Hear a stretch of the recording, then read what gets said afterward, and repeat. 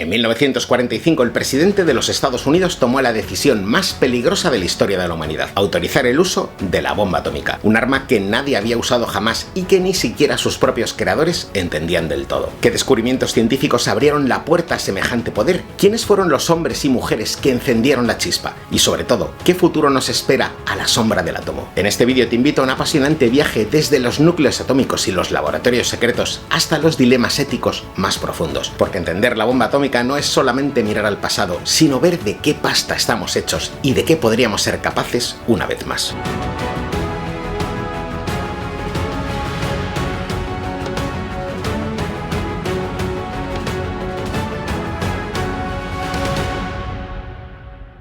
Durante siglos, el ser humano no sabía prácticamente nada del interior del átomo. La materia estaba compuesta por partículas diminutas, pero lo que había en su interior seguía siendo un completo misterio. Pero todo comenzó a cambiar en 1932, cuando el físico británico James Chadwick logró identificar una nueva partícula subatómica: el neutrón. A diferencia del protón, el neutrón no tiene carga eléctrica, y precisamente por eso puede adentrarse en los núcleos atómicos sin ser repelido. La comunidad científica entendió rápidamente que acababa de descubrirse una herramienta sin precedentes, una forma de acceder, por fin, al corazón mismo de la materia. 6 años después, en 1938, ese conocimiento dio un salto gigantesco. En un laboratorio de Berlín, los químicos Otto Hahn y Fritz Strassmann bombardeaban átomos de uranio con neutrones sin saber muy bien qué resultado obtendrían. Y lo que encontraron les desconcertó por completo. El núcleo del uranio no absorbía el neutrón, sino que literalmente se rompía. De hecho, se dividía en 2 fragmentos más ligeros, algo que nadie había visto jamás. Consultaron los resultados con la física austríaca Lise Meitner, que junto a su sobrino Otto Fritz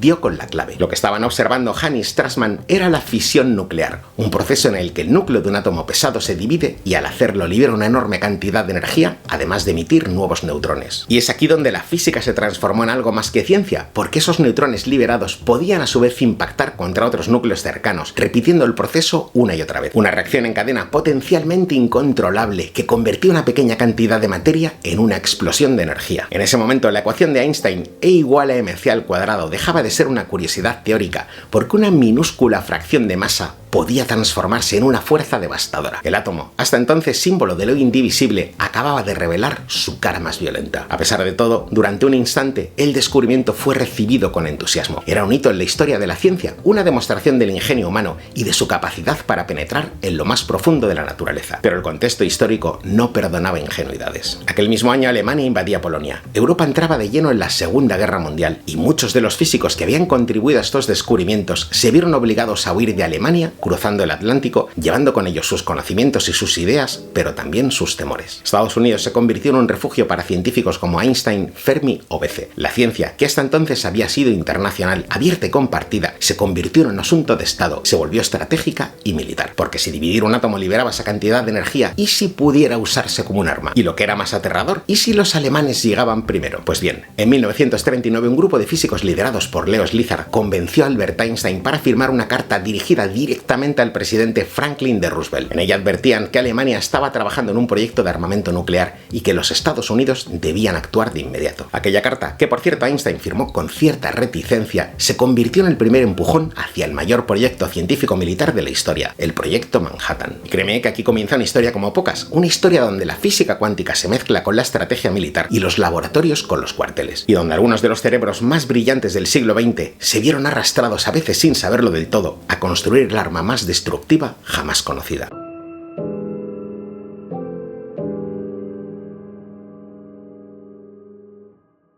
Al frente del proyecto se situaron 2 figuras completamente opuestas. Por un lado, el general Leslie Groves, ingeniero militar, duro, pragmático y acostumbrado a dirigir grandes obras del ejército estadounidense. Por otro lado, el físico Robert Oppenheimer, un intelectual refinado, brillante, con una enorme cultura humanista y un carácter tan magnético como contradictorio. Groves aportaba a los medios la disciplina y el secreto. Oppenheimer, la visión científica y una sensibilidad que, desde el principio, le hacía intuir que estaba abriendo una puerta que quizá nunca podrían volver a cerrar. A su alrededor se reunió un equipo irrepetible, Enrico Fermi, que había conseguido la primera reacción nuclear controlada en Chicago, Niels Bohr, con su sabiduría pausada y su visión filosófica del átomo, Edward Teller, obsesionado desde el primer día con una bomba aún más potente, y John von Neumann, genio matemático y arquitecto de la computación moderna. Personas que hasta hacía poco discutían fórmulas en pizarras universitarias y que ahora trabajaban bajo vigilancia militar, entre alambradas y en condiciones de aislamiento absoluto. La ciencia se había vuelto clandestina. Pero ten en cuenta que el reto no era solo construir una bomba. En primer lugar, hacía falta fabricar el combustible, y eso significaba resolver tres problemas inmensos. El primero, separar el uranio 235 del uranio natural, un proceso lentísimo y costoso porque la diferencia entre ambos isótopos es minúscula. Para conseguir unos pocos kilos de material fisionable se necesitaban toneladas de material y meses de trabajo en enormes plantas como la de Oak Ridge en Tennessee. El segundo, producir plutonio 239, un elemento artificial que no existe en la naturaleza y que solo podía obtenerse en reactores nucleares diseñados específicamente para irradiar uranio. El lugar elegido fue en Hanford, en el estado de Washington, donde se construyó en secreto la primera planta de producción de plutonio a gran escala. Y el tercero, controlar la reacción en cadena, evitar que la bomba se autodestruyera antes de tiempo y diseñar un sistema de detonación que concentrara toda la energía en un instante preciso. Una auténtica coreografía atómica en la que cada microsegundo contaba. Para ello se necesitaban cálculos, pruebas y simulaciones, pero todo eso había que diseñarlo en un tiempo récord. El centro neurálgico del proyecto fue en Los Álamos, en Nuevo México. Allí, en mitad del desierto, se levantó una ciudad secreta donde cientos de científicos, ingenieros, técnicos y sus familias vivían bajo estricta vigilancia. Nadie podía hablar con nadie de lo que hacía y nadie sabía con certeza qué estaban construyendo, salvo unos pocos. Y cuando por fin todo estuvo listo, llegó el momento de comprobar si funcionaba. El 16 de julio de 1945, en una región árida conocida como el desierto de la Jornada del Muerto, se llevó a cabo el primer ensayo nuclear de la historia. El artefacto compuesto por plutonio fue detonado a las 5:29 de la mañana. La explosión recibió el nombre clave de Trinity. Los testigos hablaron de una luz más intensa que el sol, de una onda expansiva que sacudió el suelo a kilómetros a la redonda y de un hongo de fuego que ascendía hacia el cielo como si la propia Tierra estuviera gritando. Now I am become death, the destroyer of worlds.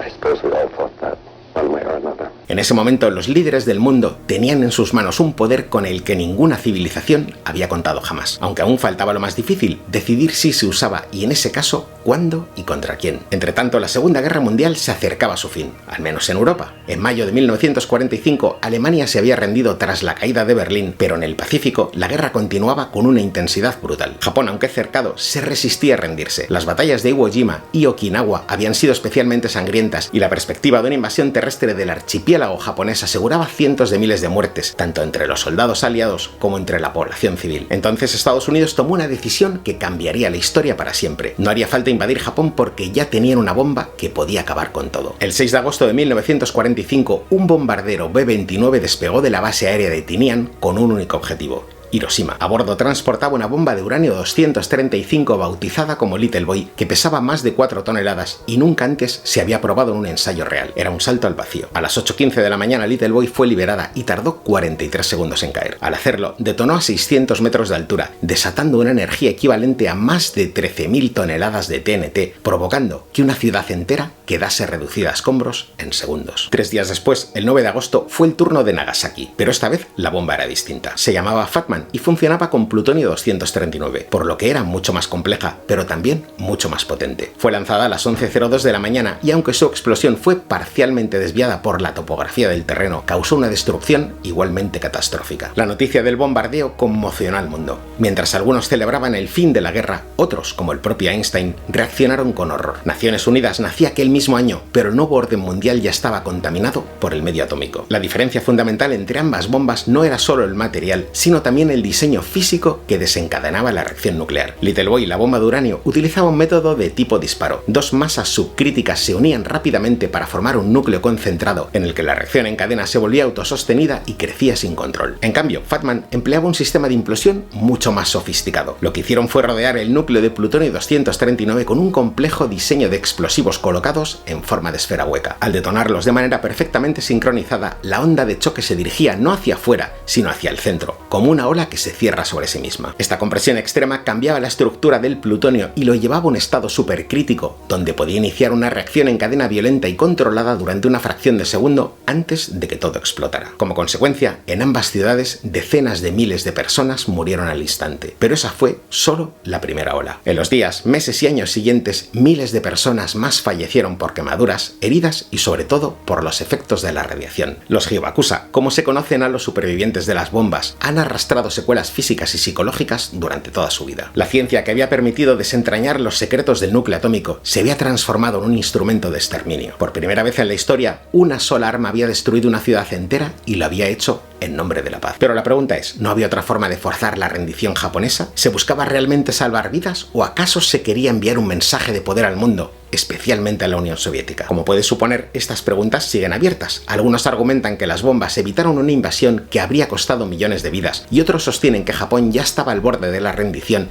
y que el verdadero objetivo era demostrar el nuevo poder estadounidense al resto del planeta. En cualquier caso, la bomba atómica no solo puso fin a una guerra, sino que también marcó el inicio de una nueva era, la era nuclear, una época en la que la humanidad por primera vez adquiría el poder de autodestruirse.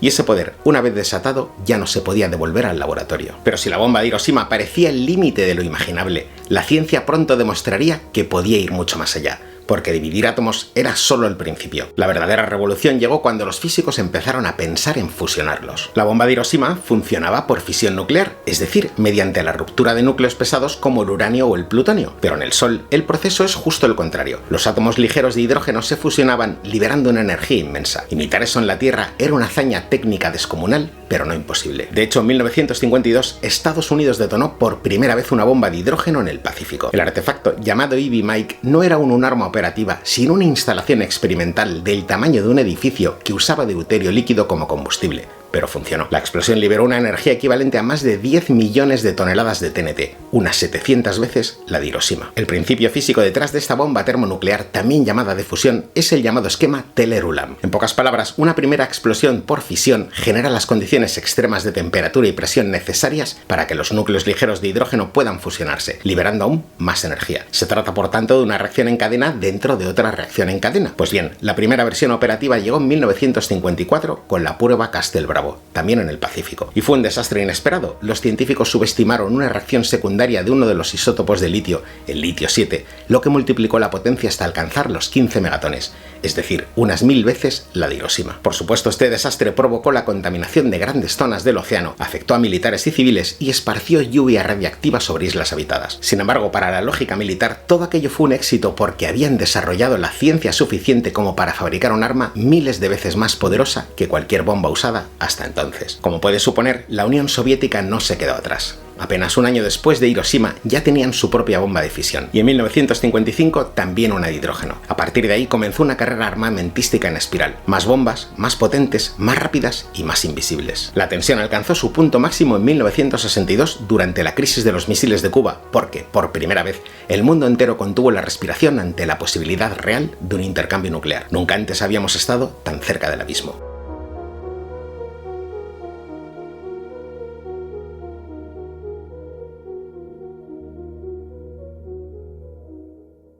Y en esas circunstancias llegó una nueva forma de equilibrio mundial, la destrucción mutua asegurada, o MAD por sus siglas en inglés. La idea era tan simple como aterradora. Si dos países tienen la capacidad de destruirse mutuamente con total certeza, entonces ninguno se atreverá a atacar primero. Por tanto, la paz no se sostendría en tratados ni en diplomacia, sino en el miedo mutuo entre ambos países. Además, para garantizar esa supuesta paz, ambos bloques desarrollaron arsenales redundantes, misiles intercontinentales, bombarderos en vuelo constante y submarinos ocultos bajo el hielo. Eran sistemas automáticos que aseguraban la represalia incluso si el mando político era aniquilado. La ciencia había creado no solo la bomba, sino la estrategia para vivir al borde del abismo. Y aunque la Guerra Fría terminó, el abismo sigue ahí. Hoy en día existen más de 12.000 armas nucleares en el mundo, muchas en estado de alerta. Y aunque tratados como el de no proliferación nuclear han intentado limitar la expansión de estas armas, las tensiones entre potencias como Estados Unidos, Rusia y China, los ensayos de Corea del Norte o el miedo a que grupos indeseados accedan a material fisible mantienen la amenaza muy viva. La historia de la bomba atómica nos muestra hasta qué punto la ciencia puede transformar el mundo, para bien o para mal. Y es que de la curiosidad por el interior del átomo surgió una fuerza capaz de cambiar el curso de la historia,